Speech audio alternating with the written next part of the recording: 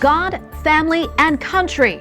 President Donald Trump delivers a faith-based message to attendees at the Daytona 500. We look at his comments and preview his upcoming West Coast campaign trip. Global gathering. Pope Francis releases the date for the next meeting of the bishops at the Vatican. We have a report from Rome. True freedom. The Holy Father also tells the faithful the way to avoid becoming slaves to passion and sin. And a rare look. For 1 week, the Sistine Chapel will appear as it did in the 16th century. We'll explain. On EWTN News Nightly for Monday, February 17th, 2020.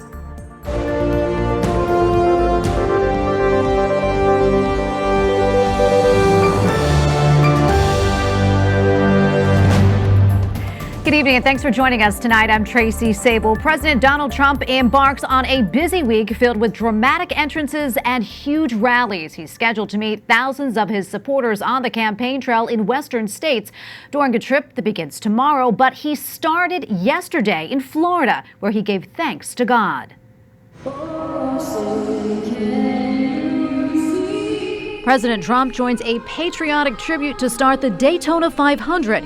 He becomes the second sitting president after George W. Bush to attend the race. NASCAR fans never forget that no matter who wins the race, what matters most is God, family, and country.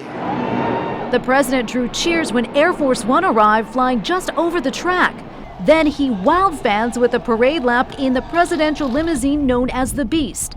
His speech to the crowd was filled with faith. We give thanks to this beloved country for the heroes who keep us safe and for the God who made us free. God bless you. God bless our military. God bless our veterans. And God bless America. President Trump's election year embrace of NASCAR fans is just the beginning of a busy week. Tomorrow he starts a western state swing, including a fundraiser in Beverly Hills, California, followed by rallies in Phoenix, Las Vegas, and Colorado Springs. The trip shows President Trump is willing to compete in states that lean Democrat, like Colorado, where Republican Senator Cory Gardner faces a tough re-election battle. During President Trump's trip to California, he is also expected to learn about preparations for the 2028 Olympics in Los Angeles, discuss water supply issues, and speak at a graduation for prisoners in Las Vegas. President Trump's Attorney General is facing growing pressure. More than 1,100 former Justice Department officials are now calling on Bill Barr to resign.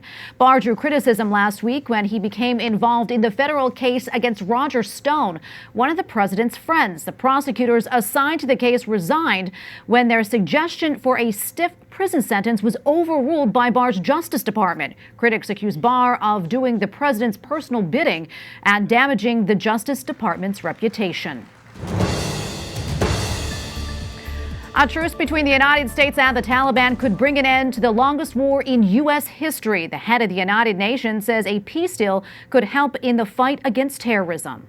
If peace is established, if all key actors of Afghanistan come together, then it will be possible to isolate terrorist groups, and it will be possible to have a meaningful international support in order to neutralize any terrorist activities in Afghanistan.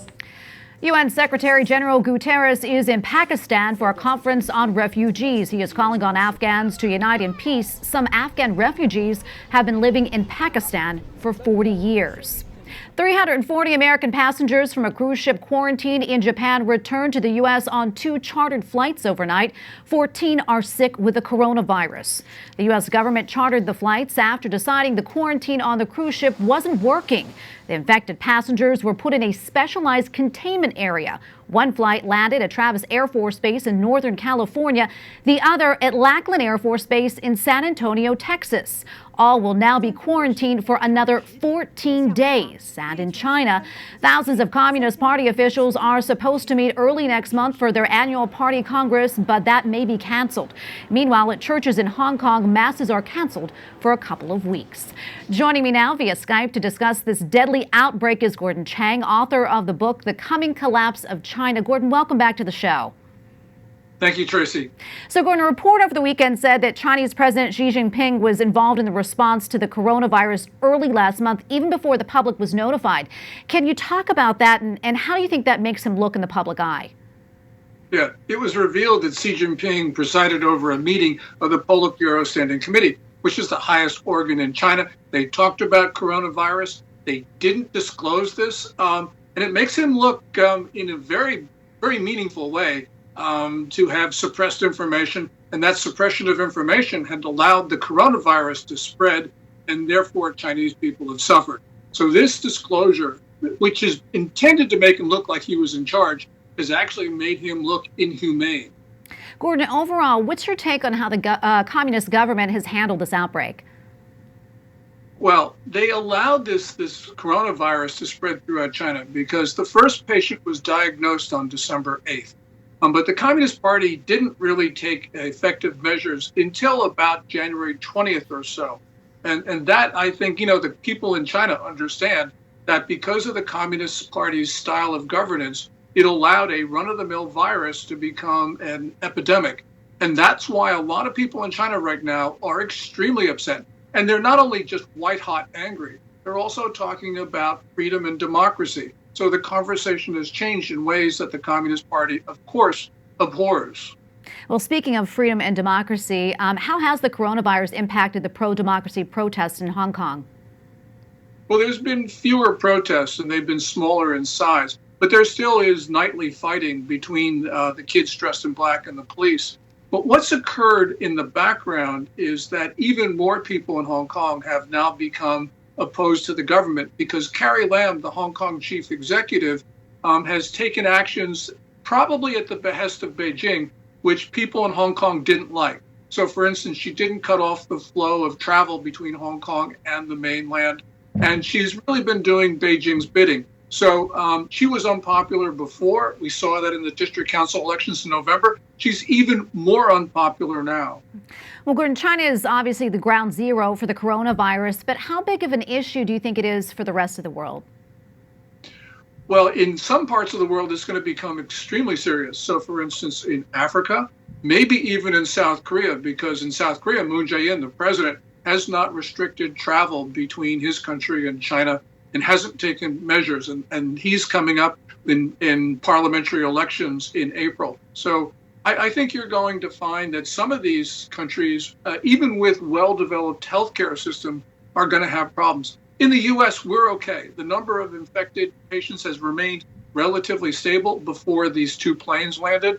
And I think that's a testament to the CDC and the effective measures it has taken. Well, Gordon, thanks so much for your insight. Gordon Chang, author of the book, The Coming Collapse of China. Thanks again. Thank you very much, Tracy. Well, the Pope's top diplomat meets China's foreign minister to talk about bishop appointments. Archbishop Paul Gallagher and Minister Wang Li discussed the 2018 agreement on the appointment of bishops. The deal was supposed to unify the underground church and government-sanctioned Catholic churches. They met on the sidelines of the annual Munich Security Conference.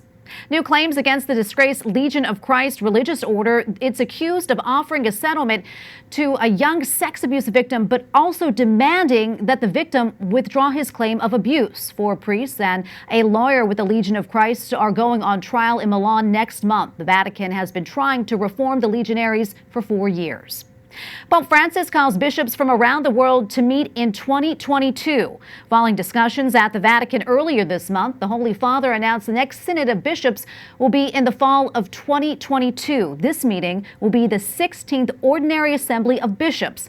A synod is called by the Pope to reflect on an issue that pertains to the good of the universal church. The last Ordinary Assembly took place 2 years ago on young people, faith, and vocational discernment. October's Synod on the Amazon was considered a regional assembly. Edward Pentin, Rome correspondent for EWTN's National Catholic Register, joins us now. So, Ed, do we know what the topic will be? Well, we don't exactly, Tracy, but we do know the Pope said that he has a trio of themes in mind for this for the next Synod. He gave a clue that one of them might be on migrants and refugees, which he says is an urgent topic that needs covering. And the other topic, which he didn't mention, but which many speculate, is synodality, and that the next synod would be on that subject. And the third one we don't know, but it's very likely to be one of those two at least.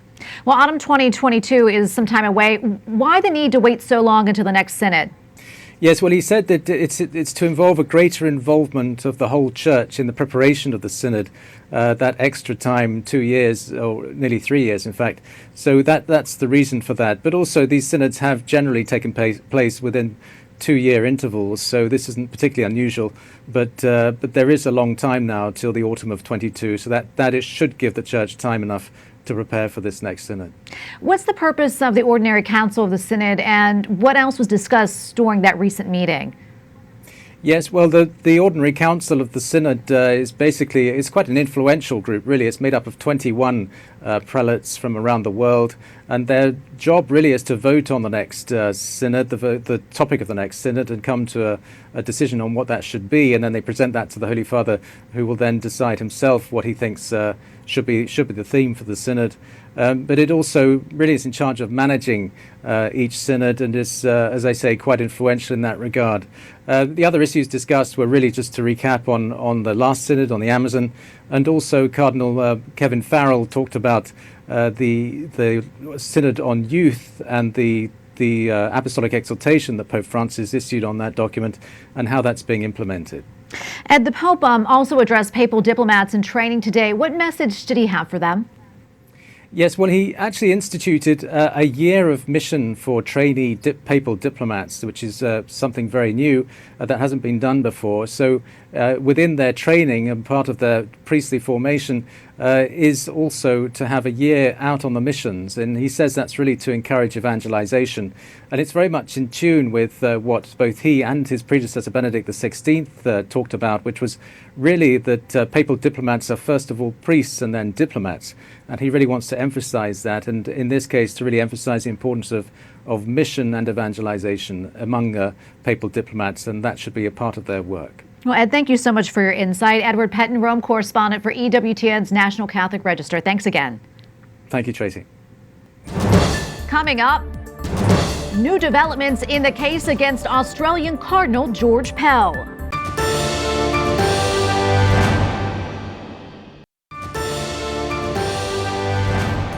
Australia's High Court has set a date for the final appeal of the most senior Catholic clergy member found guilty of sexual abuse. Cardinal George Pell's appeal will be heard on March 11th and 12th.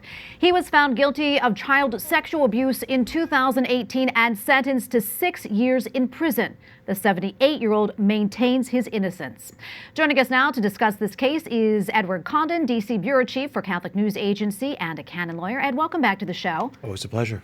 So, Ed, Cardinal Pell lost his initial appeal last year. Do you think there's any reason that he's going to win this time? Absolutely. The High Court in Canberra have taken this case for a reason, which is not only is it of national and international prominence, but there were real sustained criticisms of the decision that was reached by the Supreme Court in the state of Victoria last year. There were questions about an inversion of the principle of innocent until proven guilty, that effectively Cardinal Pell had been considered guilty and asked to prove himself innocent. And I was going to ask you that, why do you, and you just kind of mentioned it, but let's recap it again. Why do you think they agreed to hear this appeal? Anything else that you can talk about? No, there? absolutely. I mean, this is a case that everyone is watching, not just in the Catholic circles, but really what a lot of people are seeing is the Australian judiciary on trial. Is it possible for someone to get a fair trial in a case of sexual abuse? Because not just in Cardinal Pell's case, but in a number of cases like this, you're dealing with testimony from victims that is in some cases decades old. That, you know, it's difficult to provide corroborating evidence. Is the word of a single accuser enough to convict someone?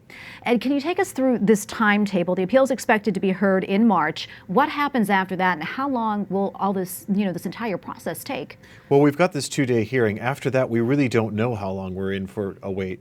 The judges will take as long as they take to review it. When we had the Supreme Court in Victoria hearing the case, it was, quite some time for them to reach a decision. And I think really the judges here will take as long as they feel is necessary.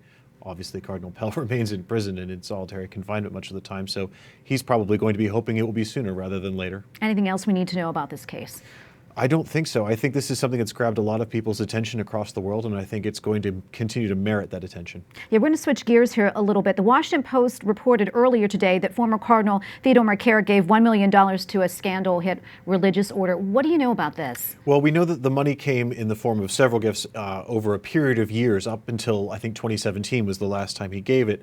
These were in installments up to sort of $50,000 and usually less than that, but on a regular basis. And all of this money came through something called the Archbishop's Fund, which we've been reporting on for over a year now, which was basically a charity that McCarrick set up when he was Archbishop of Washington, and he used to make private donations from money that he raised personally. And he kept control of this fund even in retirement, although it was technically archdiocesan money. As you well know, McCarrick's coat of arms was removed from St. Matthew's Cathedral here in Washington, D.C. What do you think about that decision? Well, it was something that Archbishop Gregory made. It was a decision he made personally when he arrived in the Archdiocese. He told us it was part of moving on and turning a page and hopefully offering some sense of closure to victims of Cardinal McCarrick, as he was then. But a lot of other Catholics in this diocese have said, well, hang on, he is, for better or for worse, and in McCarrick's case, definitely for worse, part of our history, and we can't just ignore that. Any new details about the McCarrick report that you know about, anything you can tell us? Well, we keep getting this sort of rolling updates from American bishops as they proceed to Rome to make their ad limina visits with Pope Francis, and everyone sort of says, soon, we hope soon, we know it's finished, we're waiting for the Pope. We've had Cardinal Parolin, the Vatican Secretary of State, say that the report is completely finalized, they're waiting for the Pope, it's his final decision when it'll be published. Cardinal Cupich of Chicago recently said he expected the report to be published sometime in March. Of course, the report was promised either late last year or early this year, and we're well into February now. We really don't know the day or the time. It will be up to the Pope. Thank you so much, Ed. Always a pleasure. Edward Condon, D.C. Bureau Chief for Catholic News Agency. Thanks again for being here, Ed. Well, the longest-serving Supreme Knight of the Knights of Columbus has died. Virgil DeCant held the office from 1977 to 2000. As Supreme Knight, he oversaw major growth in the order's membership. Current Supreme Knight Carl Anderson released a statement saying, in part, God has called home a good man and one of the Knight's great leaders, adding he leaves a lasting legacy and an excellent example of what it means to be a Knight and a fraternalist. DeCant died in his sleep on Saturday at the age of 89. To learn more about Virgil DeCant and his work for the Knights of Columbus, visit our partners at CatholicNewsAgency.com. Up next, Pope Francis tells the faithful how to find true freedom and why the Sistine Chapel will look a little different for 1 week.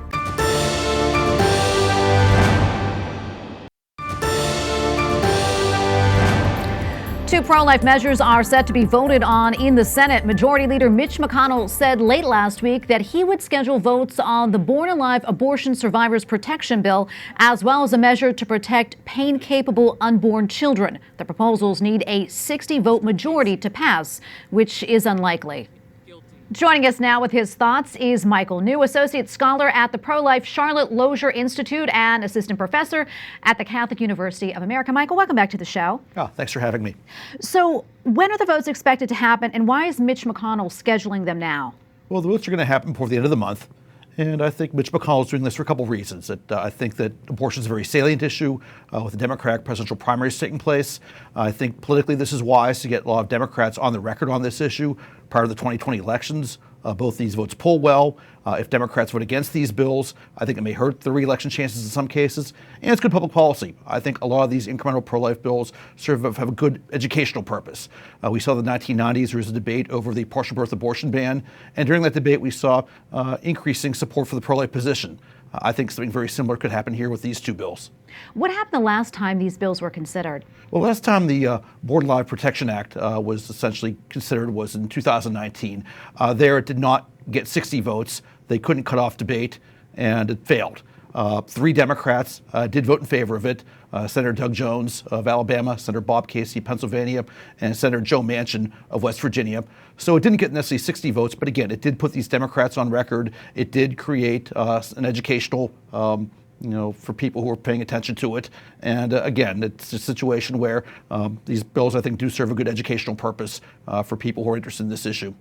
What are the chances that they'll get 60 votes this time? I think it's pretty slim. I mean, I think that there's a few Democratic votes are in play.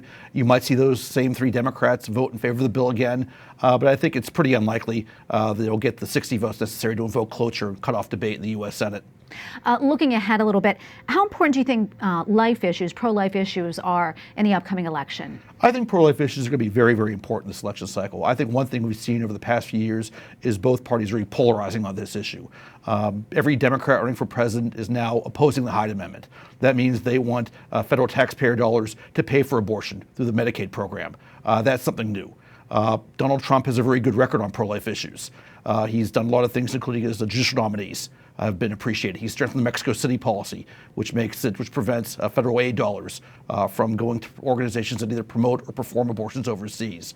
So pro-lifers, I think, have a good reason to support President Trump. I think supporters of legal abortion are seeing the Democratic Party do things they want them to do. So it's going to be a very salient issue, and I think a very important issue this election cycle. Michael, quickly, is there anything else that you think would be important for our viewers to know about these issues? I think with the two bills coming up, the 20-week abortion ban and the infanticide bill, there's a lot of polling that shows plurality support. And with the 20-week ban, one thing that's interesting is that this bill is actually supported by women and by young adults. And they actually are more likely than other demographic groups to support this legislation. So not only does this poll well, but it polls well among some key demographics, and I think that bodes well for the future. Great. Well, Michael, thank you so much for your time. We appreciate it. Michael New, Associate Scholar at the Charlotte Lozier Institute and Assistant Professor at the Catholic University of America. Thanks again. Thank you. Pope Francis says following the law of God gives us freedom. Questo è frutto delle passioni. At his Sunday address to pilgrims at the Vatican, the Holy Father tells the faithful good and bad deeds both start in our hearts. He also said the Ten Commandments will keep us from being slaves to passion and sin, and that those who hate their neighbor are killing themselves as well. Finally, tonight, it has been 500 years since tapestries by Raphael have adorned the Sistine Chapel. Now, 10 of the great Italian painter's tapestries are on display, but only for 1 week. The display is to mark 500 years since the death of Raphael. The last time the tapestries were draped the walls of the Sistine Chapel was back in the 16th century. We thank you for watching tonight. For the entire EWTN News Nightly team, I'm Tracy Sable. We are back tomorrow with more news from a Catholic perspective. We leave you now with more images from the Sistine Chapel. Good night and God bless.